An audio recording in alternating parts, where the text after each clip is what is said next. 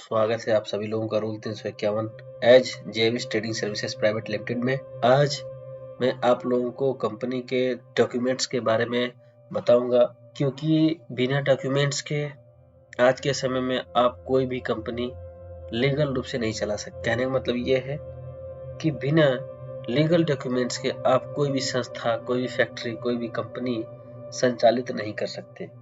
यदि कोई कंपनी चला रहा है, किसी भी तरीके की company, utility service based company है, मैन्युफैक्चरर कंपनी है, ट्रेडिंग कंपनी है, किसी भी तरीके की कंपनी जो भारत सरकार के अंतर्गत मान्यता प्राप्त नहीं है, तो वो कंपनी इलीगल है।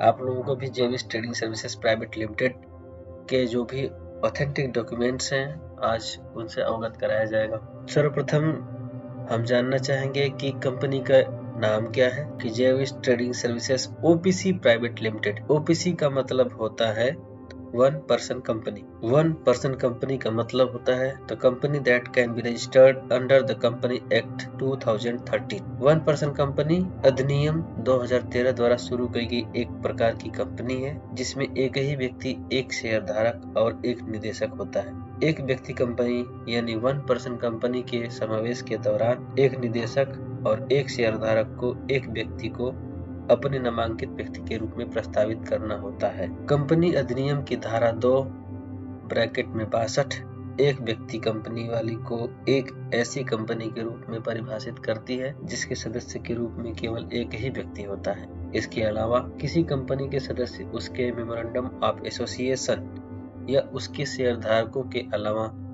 और कुछ नहीं होता है।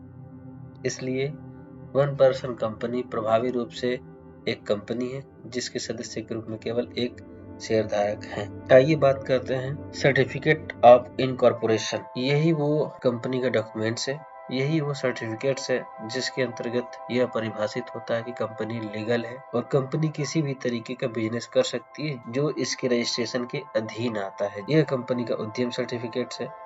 आप उद्यम सर्टिफिकेट के बारे में जाकर के YouTube चैनल पे अच्छे तरीके से जान सकते हैं, या फिर कहीं और जो भी लीगल एडवाइजर आपका हो उससे आप बात करके MSME के सर्टिफिकेट्स के बारे में जान सकते हैं। ये कंपनी का पैन सर्टिफिकेट है और कंपनी का टैन सर्टिफिकेट है। कंपनी का GST, यदि आपको कंपनी के संचालित होने को लेकर के कोई इलीगल इशू होता है तो आप संबंधित डॉक्यूमेंट्स के संदर्भ में आप लीगल एडवाइजर से बातचीत कर सकते हैं।